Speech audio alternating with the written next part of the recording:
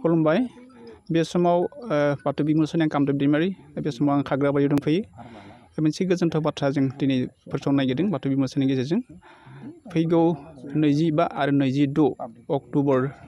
2021 मायथाइनि बे अक्ट'आवहाय साननैनि हाबाफारिजों दुलाराय बाथौ गौथुम लाइमोन आफाद आरो दुलाराय बाथौ गौथुम माइनाव आफादनि जर'खा जा मोनसे दैदेनगिरि मेल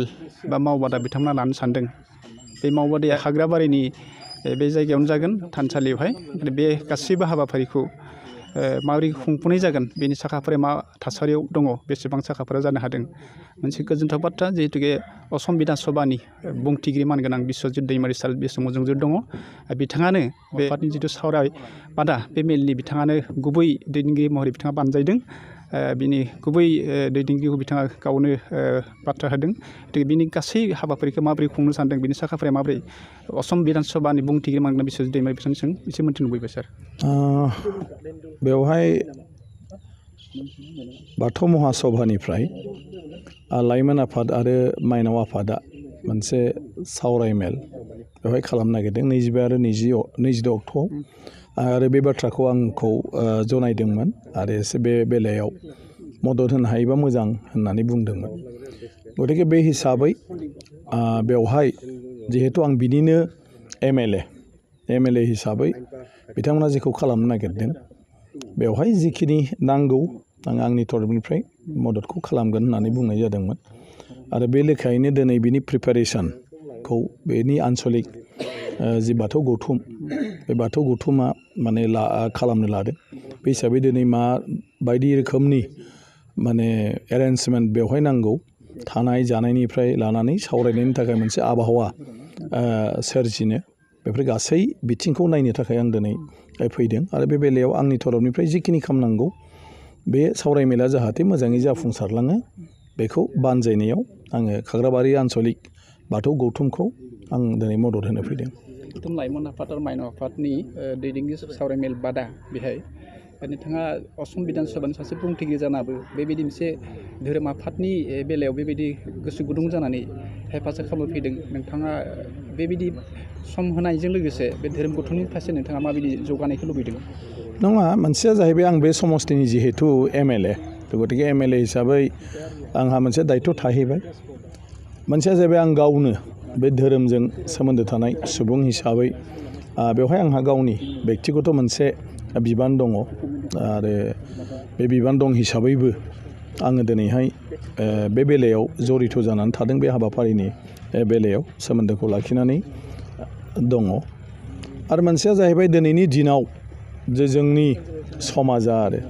जों बयबो गावनि धोरोमखान्थि गावनि समाजखान्थि गावनि राव हारिमु बेफोर बिथिङाव बयबो माने गासिबो बेवहाय मोनसे सोमोन्दो थालायनांगौ दा सोरबाया माबा मोनसे बिबान लानानै फाबा दं होननानै बेहा जि हारिनि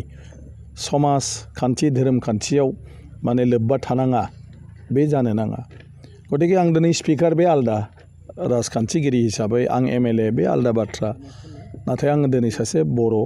आरो बर' हिसाबै दिनै जोंनि धोरोमा बाथौ धोरोम गतिके दिनै जोंनि समाजनि बे धोरोमनि बेलायाव जायफ्रा धोरोमारि बिथिङाव खामानि मावगासिनो दं बिथांमोना दिनै बेवहाय दैदेनगिरिफोरनि मोनसे मावबादा खुंदों बे बिसिनि नङा आफादनि नङा बे जाबाय समग्र बाथौ धोरोमारि आरो बर' समाजनि गतिके एथ' गिदिर मोनसे बेवहाय हाबाफारि लादों जेजों जोंनि बर' हारि आरो धोरोमा सोमोन्दो दंफायो खाग्राबारिनि बे बाथौ थानसालियाव खुंनाया मोनसे फिसा बायदि सोरबा नुहुरनो हागौ नाथाय बेवहाय सावरायनानै जेफोर हाबाफारि लानानै खामानि मावलांगोन बे जाहैबाय हारि नाङैनो गोहोम गोग्लैगोन आरो बेवहाय जुदि मोजां माखासे थांखि लानानै खामानि मावनो आवगायलाङोबा जोंनि बर' समाजा बिनि दारै गोबां मोनसे मुलाम्फा मोननो हागोन ओंखायनो जों फोरोंगिरियानो जा सोरबा अफिसारानो जा सोरबा राजखान्थिगिरियानो जा गिबियावनो जाहैबाय जोङो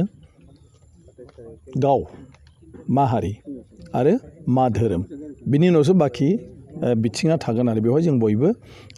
जरित जानांगौ आरो बे हिसाबैनो आं बेखौ सानो गाव बे आंनि बेक्तिगत खोथा बे हिसाबै आं नोंथाङा दा होनबाय थादोंब्लाबो स्पिकार जानानैबो होनब्लाबो आङो बेवहाय स्पिकारा बे आंनि एसेम्ब्लियावसो नाथाय आं सासे बर' फिसा हिसाबै आङो बर' रायजो राजाजों मोनसे एखे सारियावनो दं आंजों नोंथांजों बेवहाय बेबो फाराग गैया धोरोमनि बेलायाव समाजखान्थिनि बेलायाव राव हारिमु बायदिसिनानि बेलायाव बेवहाय जों बयबो समान आरो ओंखायनो बेवहाय बिबान लानांगौनि बिबानाबो नोंथांजों लोगोसे आंहाबो समान दिनै बे हाग्राबारि गोथार थानसालिनि गेजेरजों दुलाराय बाथौ गोथोम लाइमोन आफाद आरो माइनाव आफाद जिहेतु जथायै बेहाय मावबादा खुंनाय जागोन दैदेनगिरि मावबादा बे मावबादानि गेजेरजों जोंनि बे धोरोम बिथिंनि लाइमोन आरो माइनाव बिथांमोनखौ नोंथाङा मा खावलायनो नागिरदों? ना आंनि खावलायनाया बेनोल' जे जोङो जोंनि धोरोम बिथिङाव जोंनि रायजो राजाफोरखौ धोरोम सिबिनायनि फारसे माब्रैहाय माखासे जेफोर सुजुग सुबिदाफोरखौ खालामनानै होलांनो हायो बेफोरनि सायाव माने जोङो सावरायनांगौ आरो जोंहा बे बेलायाव जोनोमनि उनावनो जाहाथे बे धोरोमनि गेजेरजों बबेबा मोनसे लामाजों जोंनि गथ' गथाया माने फैनो गोनां जायो आरो जेजों फैनाय लोगो लोगो बियो गावनि देरबोनायजोंनो धोरोम खान्थिनि सोमोन्दै समाजखान्थिनि सोमोन्दै मोनसे गियान मोनलाङो बेबायदि माखासे जोङो लामा जों दिहुननांगौ गतिके बे लामाखौ दिहुननो हायोब्लासो जोंनि हारियाव धोरोम फालिनाय धोरोम सिबिनाय आरो धोरोमनि बागै जिथु गियान जोंनि बाथौ धोरोमनि जिथु गियान बा जिथु मोनसे मा होनो बिदिखौ शिक्षा सोलोंथाइ बेखौ बियो साफ्रोमबो बर' मानसिनाव थागोन आरो दा बेखौ जों माब्रै खालामनो बेफोरनि सायाव जों दिनै सरसा खालामनांगौ गासै बर'आनो मोनथिगौ जे जोंनि धोरोमा बाथौ धोरोम आरो बयहाबो मोनसे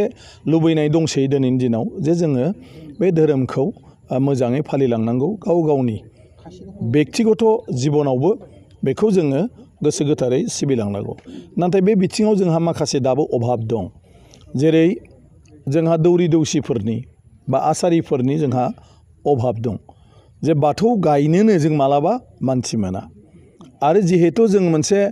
हारिनि गेजेराव सांग्रांथि लाबोबाय जे जोंनि बाथौआ साब सिखोन जानांगौ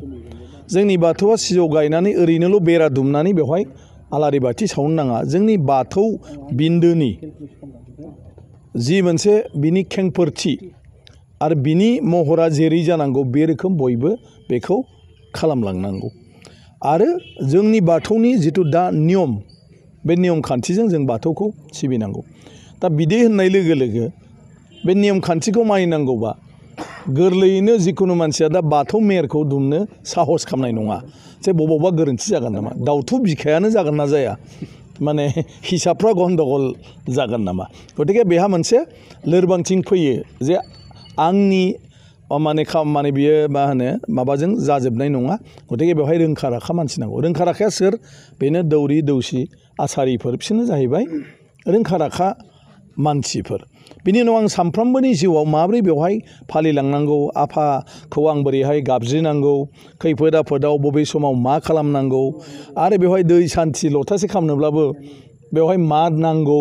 आरो बेखौ माबायदि रायख'नांगौ बेफोर बाथ्राफोरखौबो माने जाहाथे गोरोन्थि गैयाजासे खालामनो हायो बेखौ सासे न'नि बिगोमाया लुबैयो आरो बेखौ लुबैयोब्ला बेनो बेफोर बाथ्राफोरखौ फोरमायनो बुजायनो फोरोंनो दौरि दौसि एबा आसारिनि गोनांथि दं दा जों 25 लाख बर'फोर दं आसामाव बेंगलखौ गारनानै मेघालयखौ गारनानै नागालेण्डखौ गारनानै ओमफ्राय बायह्रा हादोर नेपाल बा सोरबा बांलादेशखौ गारजोबनानै आसामावनो 25 लाख बर' दा दं बे 25 लाख बर'नि खमावब्लाबो जुदि नोङो मा होनो 3 लाख बर' न'खराव बाथौ सिजौ गायनानै बेवहाय सानफ्रामबो माबा माबि गाबख'नायाव जुदि सोरबाया बेवहाय माने मा होनो एसे मन्त्र गायहैनांगौबा नङा होमबा न'खरखौ जुदि सहायहैनांगौबा जोंनो बेसेबां दौरि दौसि बेसेबां आसारि जोंनो नांगौ बेखौ जों बानायनो हायाखै बिनिफ्राय बिजाबफोर